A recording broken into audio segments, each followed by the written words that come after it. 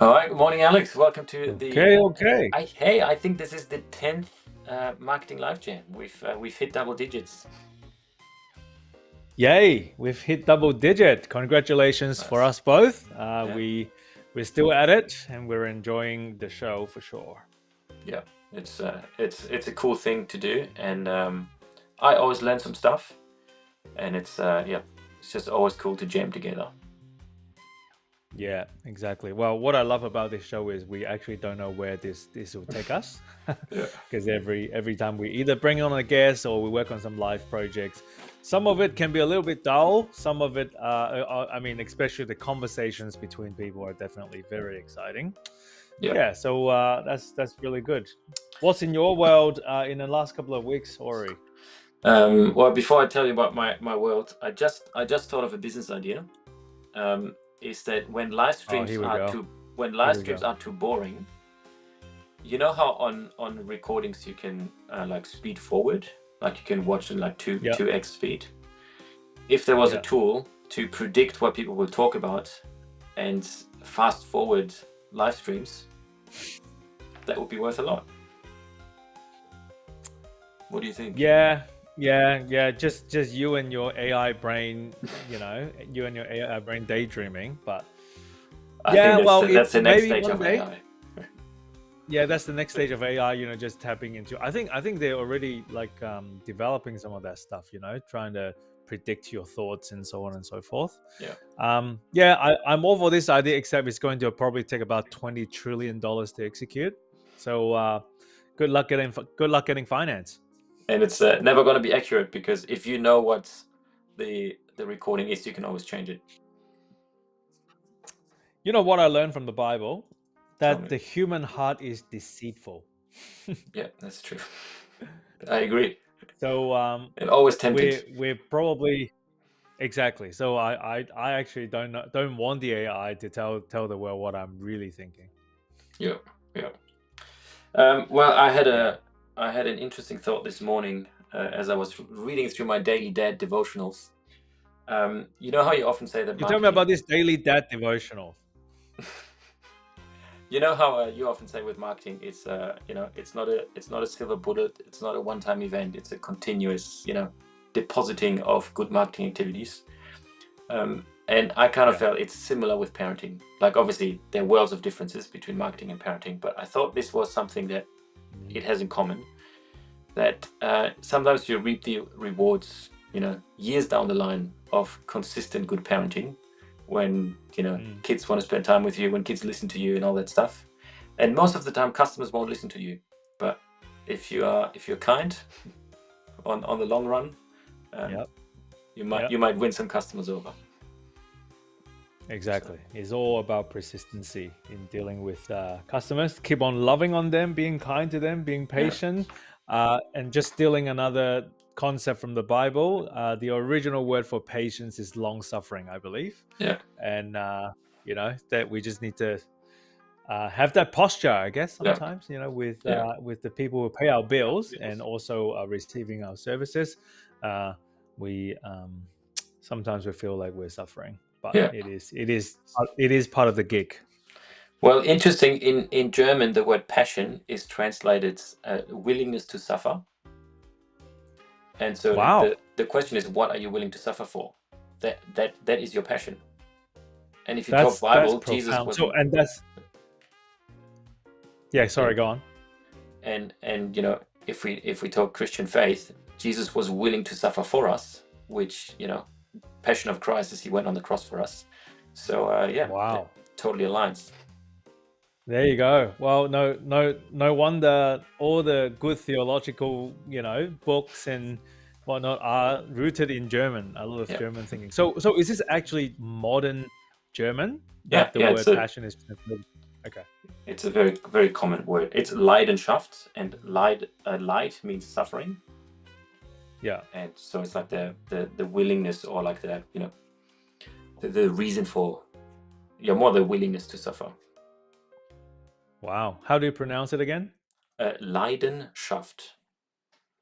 Leidenschaft. Yeah. Okay. All right. So you say, ich habe die Leidenschaft, I have the passion. Okay. Okay, awesome. Well, I learned something today. Very good. Coffee Dude says interesting. Who is the Coffee Dude? Let me guess. Okay, that's JJ. awesome. Well, for those of you who are watching, again, welcome back to another episode of Marketing Life Jam, where we give profitable marketing advice in real time.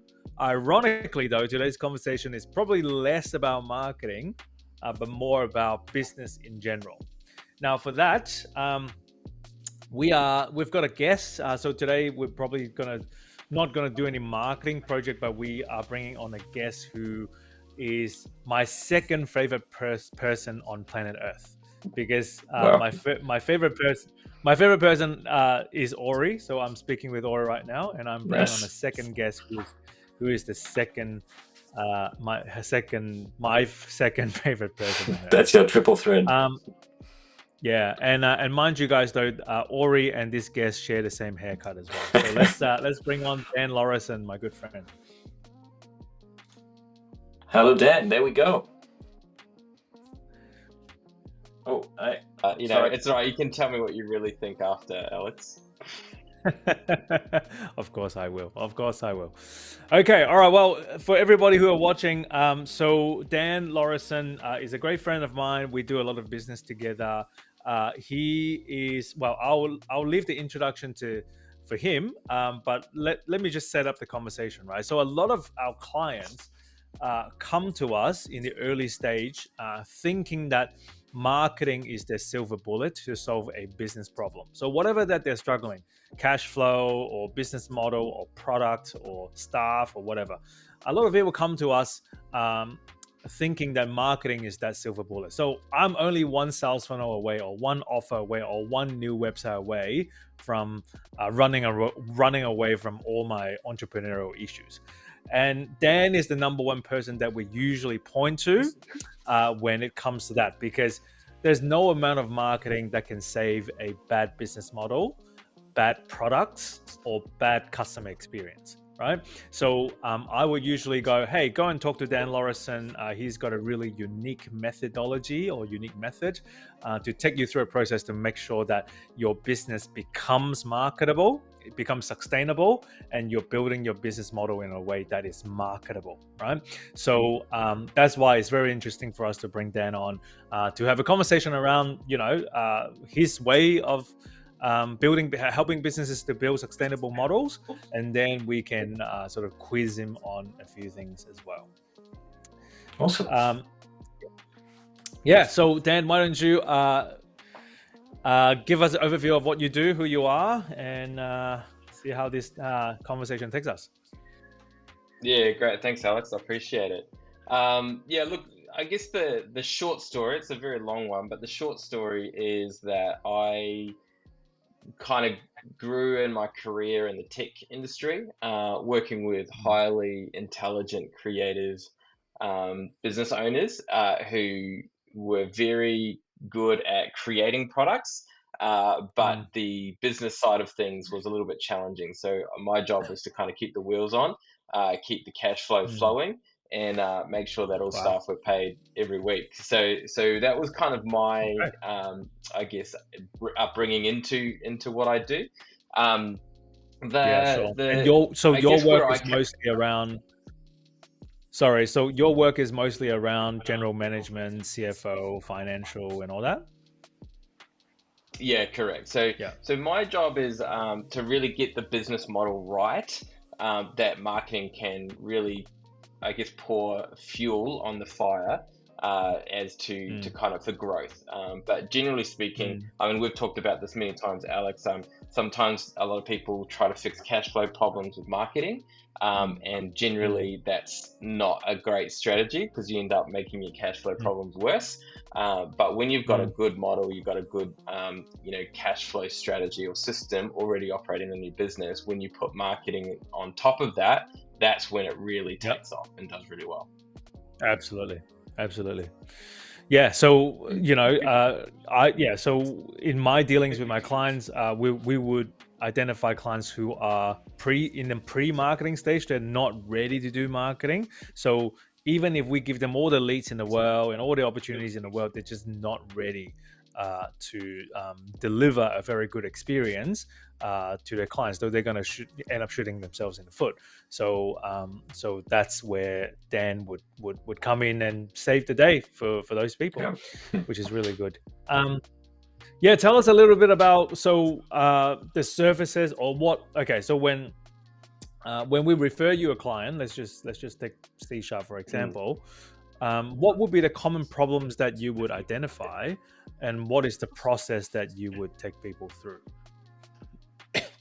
Yeah, so the two major problems that I probably fixed or focus on is cash flow, because if you've got good cash flow, it makes it a lot easier to grow. Obviously, going back to the challenge of pouring marketing on a poor business model, you can have great marketing and have a lot of leads coming in, but if you don't have good cash flow to support the growth, then you're going to go nowhere. You're just going to be, again, wasting money because you're actually not able to deliver on the sales, just purely because you don't have the cash flow to do it. So that's number one, is cash flow. And then number two is just helping the business owner get out of the day-to-day, putting in a management team, management structure, and helping the team understand how to carry the weight of the business with the business owner. So the business owner can go on a holiday, they can go on a couple of months away. One of my clients is taking paternity leave for 2 to 3 months at the moment. Wow. Those are the things that we want to make sure and create, so that the owner has actually freedom from their business rather than being trapped in it. Yeah. So let's get into the detail a little bit, right? So cash flow is probably the number one hurdle that most businesses would experience. And for most people, more cash flow, it just means more sales, right? That's why they turn to someone like us to hopefully turn on the marketing so that I can close more sales and bring in more cash flow and so on and so forth, right? But you, as more of a financial or CFO professional, do you have a different view on, other than just increasing sales, what will be some of the ways that a business can think through in terms of optimizing their cash flow or finding cash flow that are hidden in the business? How do you go about that? Yeah, so when I think of a business model, I think about 4 things. So we talk about the cash flow flywheel in our business. So there's kind of 4 parts to this. There's the input into the cash flow flywheel, which is really what we talk about as a track. So that is the marketing side of things. But what I maybe approach it a little bit differently is I'm a big believer in specializing before you generalize.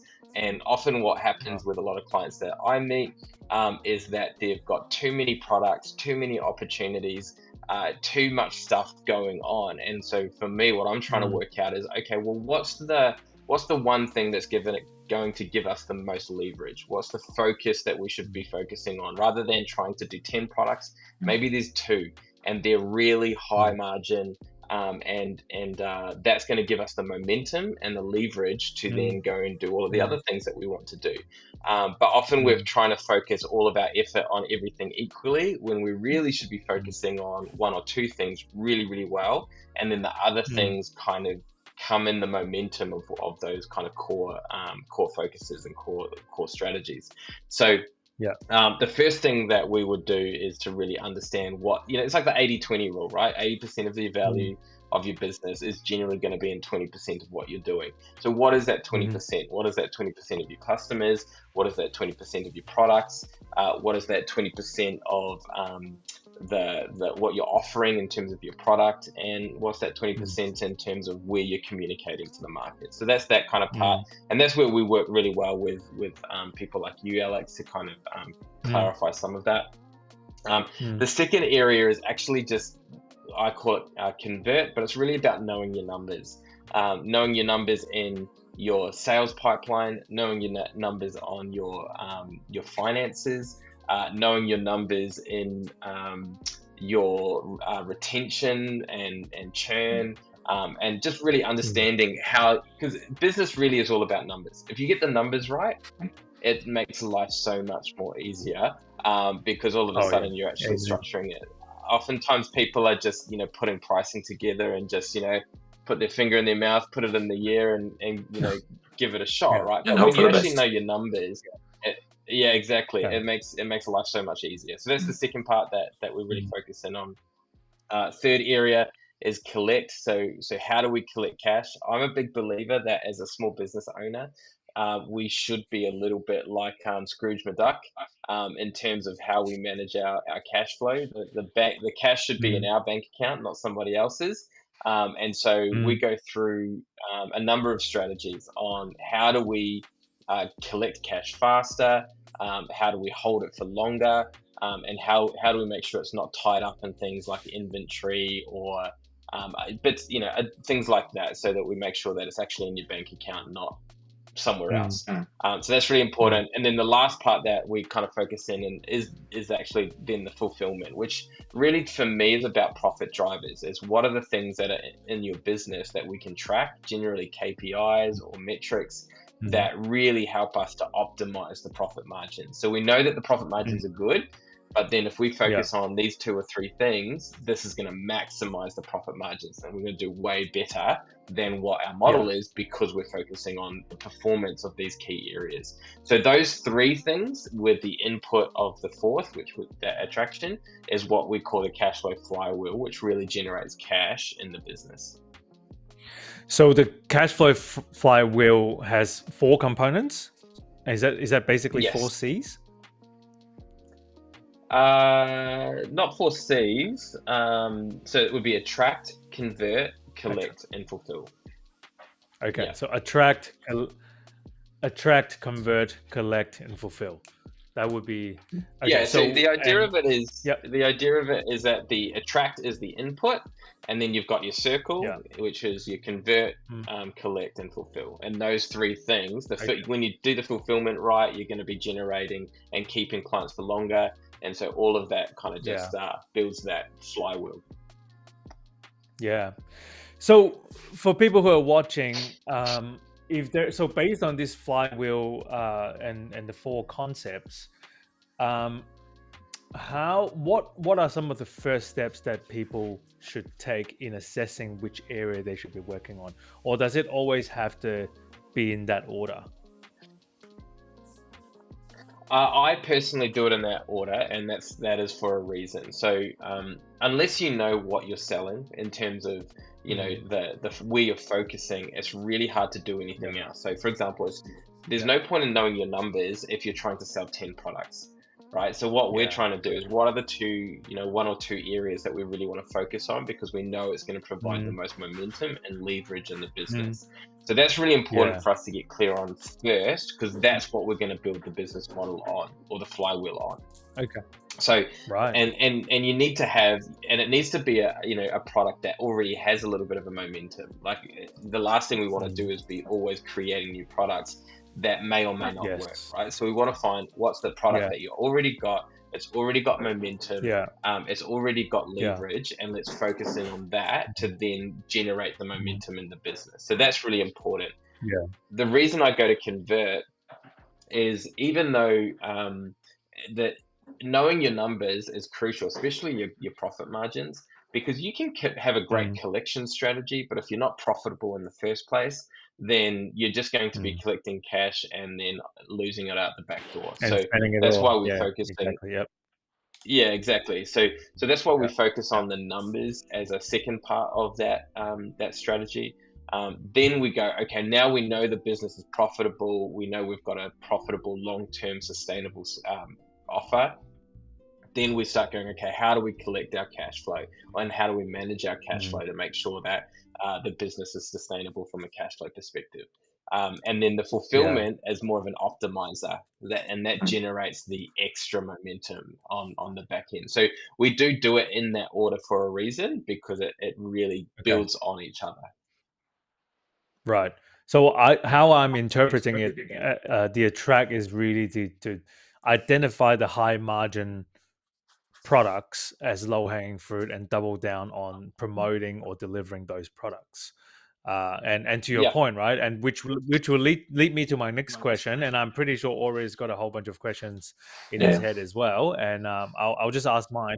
My next question around that is, Obviously, you and I, we've had numerous conversations about this stuff, and I'll be interested for you to tell us, how do you normally deal with entrepreneurs who have got trillion ideas in their head, and they all they do is they wake up in the morning and have another 10 product ideas that they want to execute. How do you facilitate that conversations to an agreeable decision making that is actually going to move the needle? So I'm not asking how do you make them happy or how do you get everybody to say yes to your ideas, but how do you facilitate those conversations so that they can see clearly what they should be working on, and also put a bit of a stop on all their crazy ideas for a season? Yeah, no, that's my most common conversation. So, yeah, it makes sense. Look, there's probably two parts to this. The first question is that I'm always asking, is this the same business?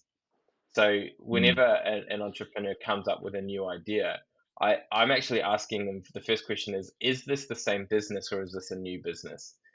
Because oftentimes they'll come up with a new idea, but it's serving a different customer with a different product, with a different problem, with a different promise, and then they have to communicate to them in a different way. So it's almost like this is a completely new business to me, and it's a great Mm, idea.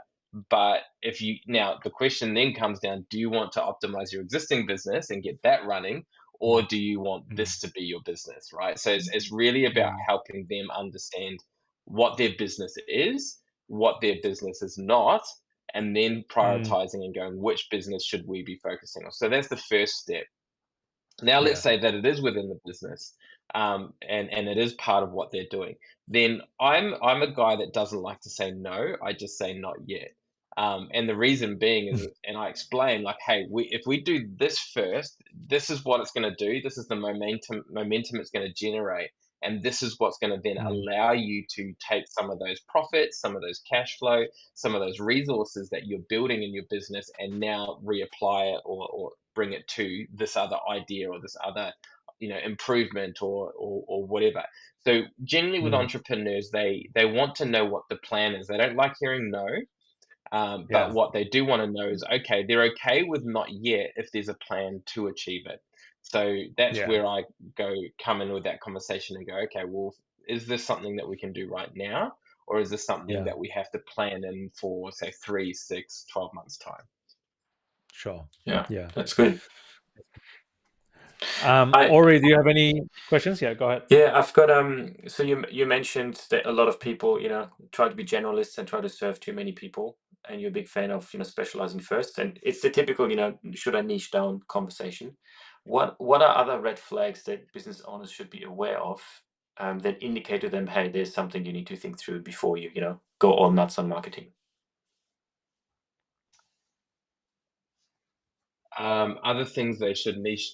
So what do you mean by Or that? Sorry, just it's to like clarify that a little bit more. What do other you have a problems specifically? Yeah, do you have a like a mental list in your mind that when you hear someone talk about the business, where like a light goes up and you're like, hey, this is a red flag. For example, you have 10 products and you try to serve, 10 different customers. Yeah. So the first part is going back down to like what I was saying before is where's the gold? Where's the low hanging Mm. fruit that if we focus on that's going to generate momentum? So if they don't know what that is, that's the first red flag. And so that's where we have to go through that. Yeah. One of the second red flags that I find is, so part of what I do is I'm always looking at their finances. So Mm. I'm looking at their zero file, Mm, and I produce my own reports for the clients. And another big flag is when what they say is not reflective in their numbers. Yeah. Because you can say mm, that something's of value to you, or something's really important, or something's really performing. But then Mm. if I have a look at your numbers and the numbers are not reflecting what you're saying, then there's a Yeah. disconnect here. And mm, then we've Yeah. got to work out, okay, well, what is the disconnect? Why, maybe it's, oh, this product's awesome. It really adds a lot of value to our business. And then that might be because they're selling a lot of them, but Yeah. they're actually not making any money off mm, them.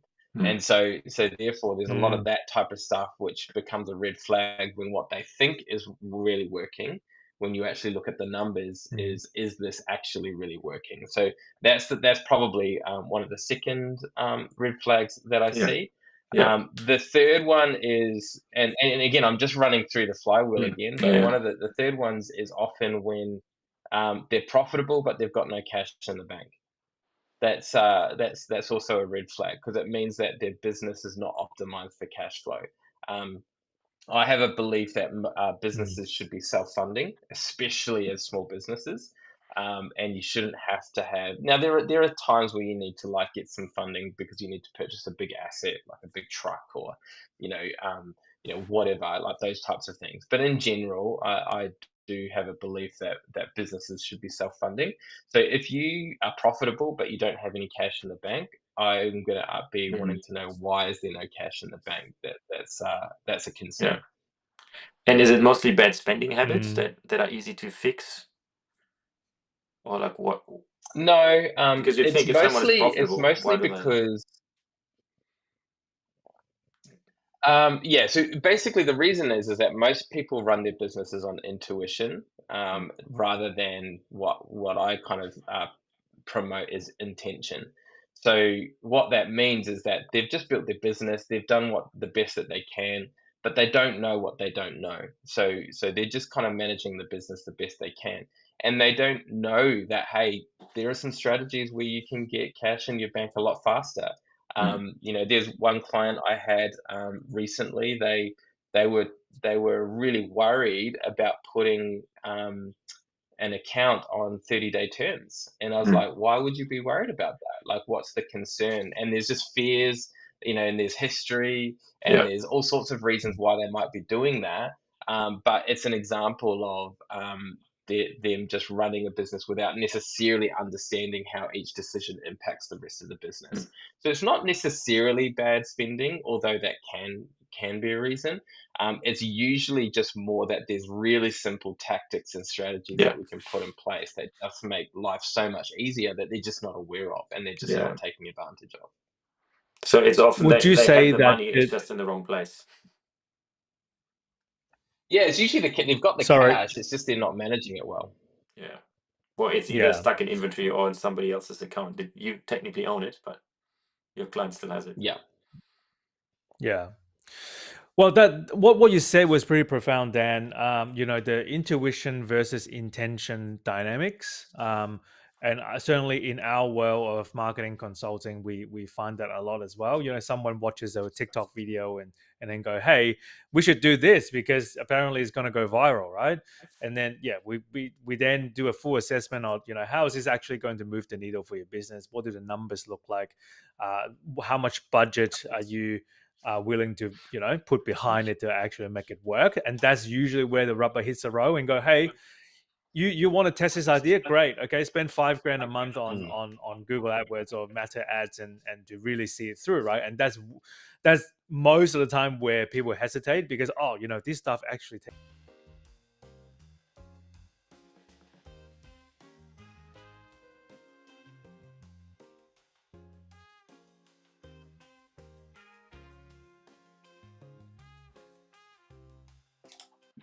All right, Hey, let's see if that works. I'm hotspotting now, so okay. bloody internet.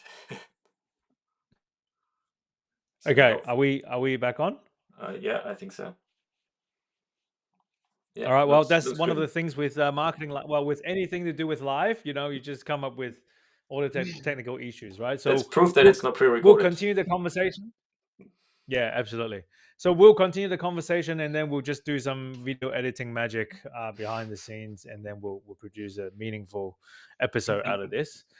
Yeah. So I was just saying, very similar boat in our consulting work.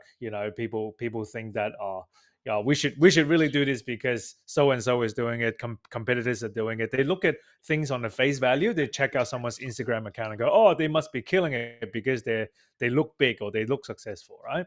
But yeah, Hmm. a lot definitely needs to go into it. Now, my other question for you, Dan, is other than the flywheel, we'll have a quite sophisticated process, which we have gone through multiple times in C#, called StratOp, right?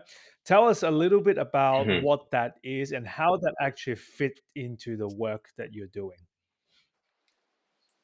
Yeah, so the first problem of cash flow is where I get really involved in the business model and the reporting, financial reporting, management reporting, that type of stuff. So that really kind of is where I focus most of my time on cash flow and business Mm, profitability and that type of thing. Once we've got that sorted, the next step is, okay, now we need to start developing team. We need to build management structure, management systems, operational systems. There's a lot now mm, that we've got momentum, and if we've got momentum and we're now growing fast, which is often what mm, happens when you have a good business model, now you need to mm, manage that growth. And so that's where StratOp comes in. So StratOp is a strategic planning system that I got licensed in maybe 5 or 6 years ago.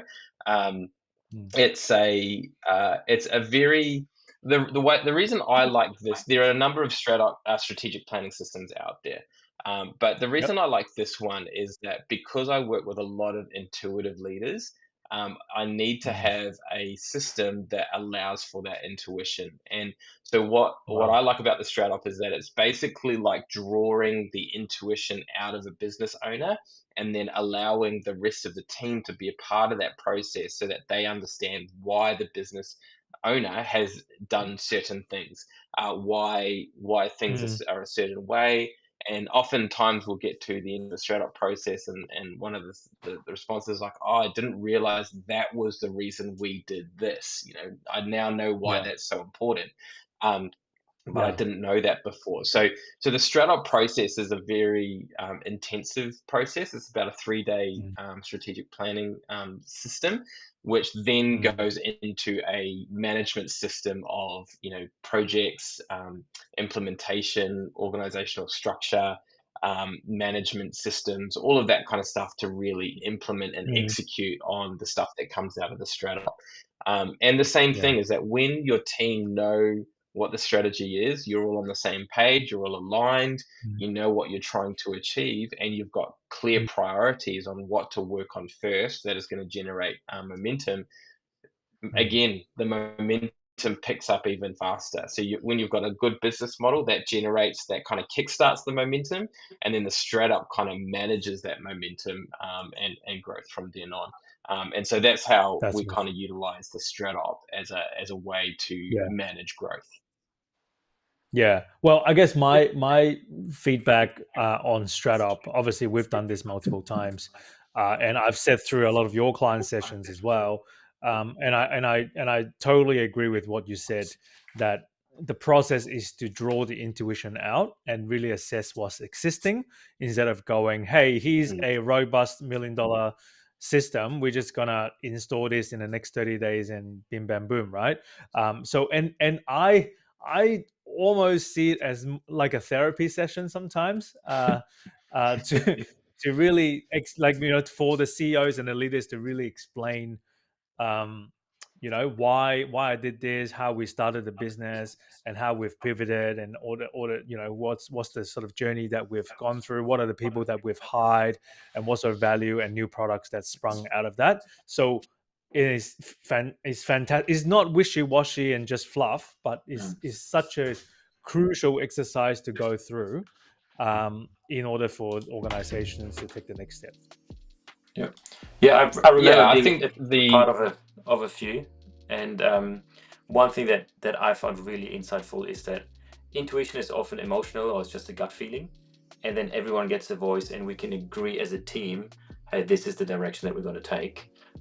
Then the, Mm, the the leader with the intuition doesn't feel like they're being ignored, but mm, everyone else feels like they're also being part of the business direction. mm, yeah, and I think as well, the approach that I take is a little bit different in that the initial part, the cash flow part, is very consultative. And that's me mm, coming in and saying, let's put these things in place to generate, I guess, a business model that's going to generate cash. That's very consultative. When we move into the mm, StratOp side of things, I shift away from being consultative and more facilitative. And the reason that I take that strategy is that I think where a lot of consultants get it wrong is that they assume that every business is the same, that they've got the same history, the same problems, the same, context. And that's just not the case. So what I take is a bit more of a facilitative approach, where the answers are usually already in the team. They're already within the skill sets of the team. There might be some additional, gaps that we need to fill and need to add. But on the whole, generally the information is actually, and the expertise is already in the room. So my job is more as a facilitator to help to document that intuition, document that information, and then help everyone get on the same page and move forward as a team. And then I provide that kind of facilitative support on the execution as well, to really make sure that we hit the targets, the goals. Yeah, that is so interesting, right? I love the fact that you're shifting from consultative to facilitative, or I would probably say therapeutic sometimes. But that makes me curious, right? Because look, we're on a similar type kind of journey, right? Like because consulting, because I do agree with you, every business is different. Like there are probably similar scenarios that you could draw similarities from, but yes, every business is different. And because there's so many variables, and the quality of the consulting really depends on the consultants, like based on their life experience, based on how they see business, or sometimes even see the world, their intuition to a certain level as well, right? My question is, Daniel, if you were to try and scale your business or grow your business into the tens of millions, what would scaling look like for a consulting based kind of business? So I'm talking about law firms, or or something that requires a lot of smarts in order to and also there's so many variables in each case, right? What's your opinion on that? So if we're talking about a scaling, consulting business is made, or you can just say to me that a consulting business is not scalable, and that's perfectly fine, right? Like I'm happy to run a high profit, high cash flow consulting business where you're still working, part-time or half the week or whatever, right? But yeah, what's your view on that? So these consulting businesses are absolutely scalable, but it requires productized services as a first step. So you can't sell time for money.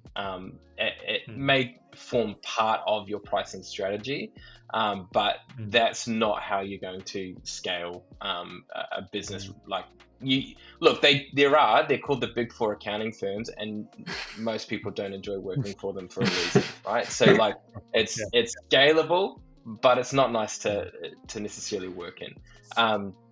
So there are other ways. So things that I would be saying is you need to productize these services. It needs to be built on IP that is replicatable.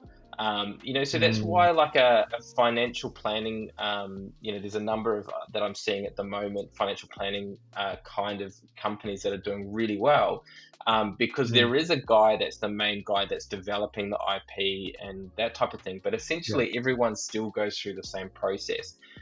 Your IP also needs to be flexible enough to be able to take into account nuance and context and different people's issues and challenges. But if you have a framework and IP that you can take people through, you can absolutely scale a consulting business. Where I'm seeing the other way you can go is to go more of a mentoring, do-it-yourself strategy. I'm not I think it's good for some, but not great for a lot. And so that's where I would. So if you're doing more of a consulting strategy, I think it's really important that you productize your service. It's built on IP and I guess frameworks that other people can replicate. So a lot of what I do is built on IP and frameworks. So most of the stuff that I do is me doing it at the moment, but it is something that I can easily start to train others in and get them to facilitate the StratOp, for example. Yeah, great. Well, We've got maybe about 5 to 10 minutes left. I do have one last question, but before I go, Ori, do you have anything else that you want to ask Dan on? I love the whole, have a framework and that helps you to scale. Is one way to think about it that a framework duplicates whoever created their framework and helps, let's call them medium level consultants become high level consultants because they have a method to the madness. And is that why it's scalable? Yeah, so I think frameworks are built around principles. Yeah. So if you understand the principle, where the skill comes in, and this is where you do, if you're going to be scalable, you have to have the right people, is you've got to have the right people that have the ability to apply principles to context. That's the part that's most difficult to scale. The framework is actually the easy part, right? That's and the principles, you can come up with that. But then training people to apply those principles to unique context and situation, that often takes experience, it takes time, it takes, apprenticeship, in many cases. But again, it's not impossible, it just takes time. So I guess that's where I would say that the nuance is on that.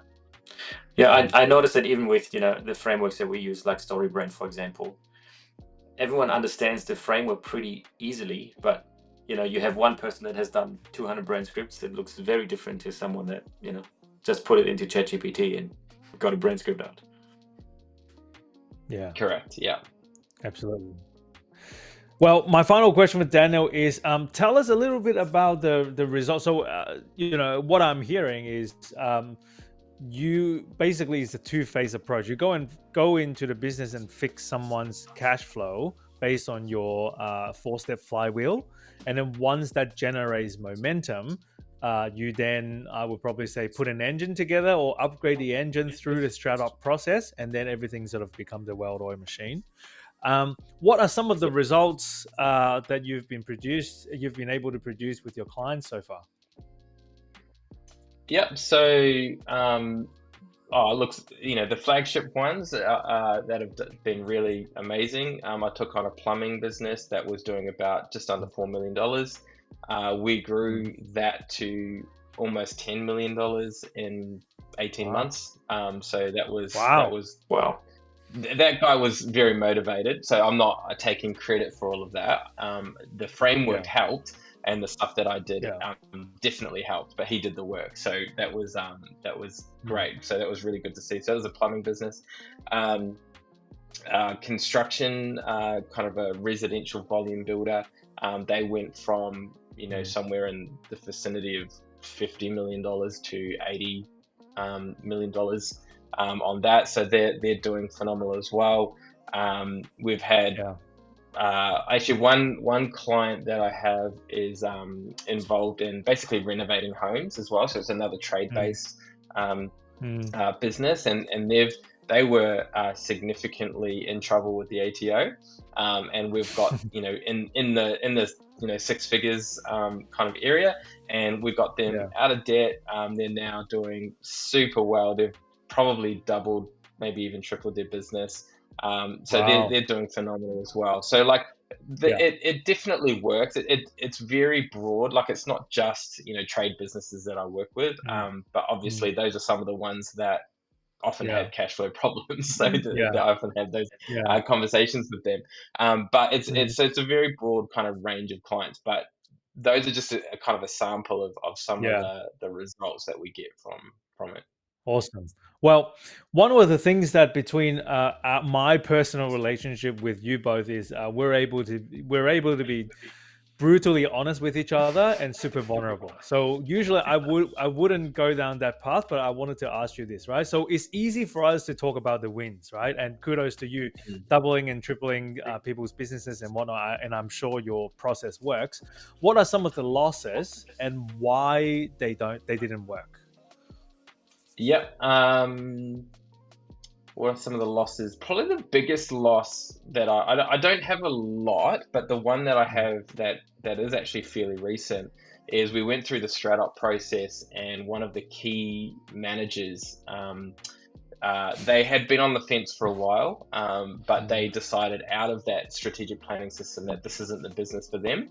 And so then it kind of was a little bit of a catalyst to make them go, yeah, okay, this isn't the right, opportunity or business for me. And so that caused a lot of disruption in the business, and meant that the business owner had to get back into the day-to-day to figure out how to replace them.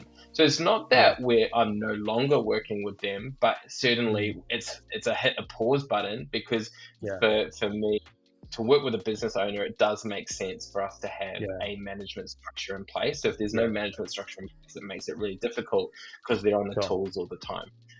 So that's that. It's not a loss in the sense that it probably needed to happen, but the StratOp was a little bit painful. A painful. So you mentioned about the really successful cases, especially with this plumber. He was very motivated and willing to put in the work.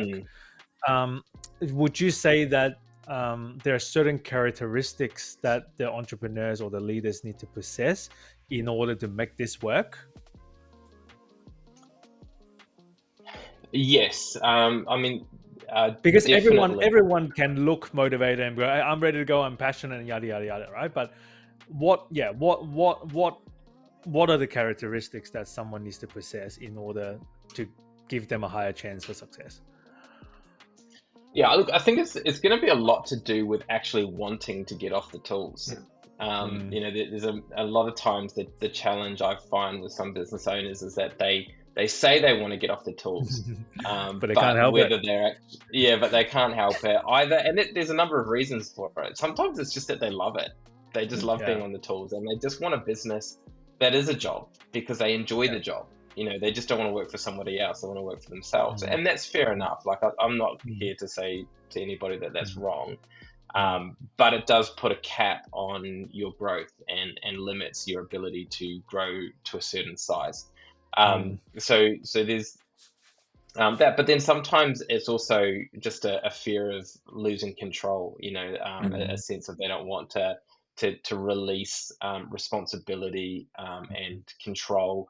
They don't want people to make mistakes because they're worried that if that mistakes is going to reflect poorly on them as a person. Those are all things that can really hold someone back from growing the business. But if a person is motivated, hardworking, willing to have difficult conversations sometimes as well, like if they're afraid of conflict, that doesn't help either. But if they're willing to do all of those things, you can go a long way. It's not as hard as people maybe think. As long as you have, because if you got, there's a lot of massive businesses that have an amazing business model, but the owner's a terrible leader, right? So it's not always about the leader. It's oftentimes that if you get the business model right, you actually, then the question is it going to be sustainable if the leader doesn't grow as a leader? But for me, my attitude is the model is probably the first thing, and then improving yourself as a leader is really determines the sustainability of it. Absolutely. So for those of you who are watching out there, my takeaway is, if you are struggling with momentum with your current business right now, you can really use the consultant side of Dan's services, right, to get you that momentum, get you that cash flow, get you the business model and whatnot. So definitely Dan would be my number one choice for anyone who's struggling with momentum to go to. But even secondly, if you've run a sort of sizable small business and already have momentum, but you lack a clear direction on how to leverage on the momentum and make the right decision, so that if you're looking at doubling and tripling your business in the next 3 to 5 years, riding on that momentum, the facilitator will definitely be very instrumental to come in and solve that problem and sort of launch that growth for you guys. What would be the best way to get in touch and start working with you, Dan? I've got a website, peterpartners.com. That is Peter with a D, so Peder. Awesome. Otherwise, I'm on Instagram under Daniel Lauridsen, and Facebook and all of that kind of stuff as well. Yeah. So we'll put all of that in the show notes. Yep. Absolutely. Yeah, well, it's been a fun chat. Awesome. Loved it. Yeah, absolutely. Well, we'll definitely bring you back on. Probably we'll see. We'll put all your contact details in the show notes, and then we'll obviously blast this to our database as well. But who knows? There may be someone who's been like, hey, well, I'd really like to have a conversation with Dan. We may bring you back on with the other person, and then we can have a bit of a business live jam. Yeah, nice. Cool. That'd be great. It's got to be the BLJ. Okay. Yeah, let's expand exactly.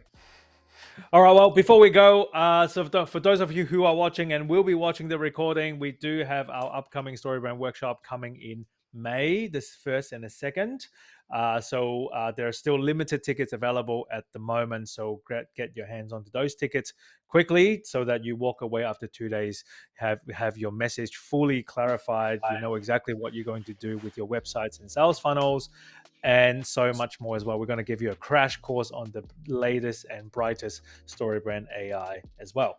And if you enjoy this show, please like and subscribe. And also there's a link in the show note for you to submit your marketing questions so that we can bring you on in the future episodes to solve some marketing problems for you. It's been fun, guys. Thank you so much for joining. We'll see you offline. Yeah. Thanks, Dan, for your input. Good to chat again, Alex. Thanks, guys. And everyone watching, we'll see you next week.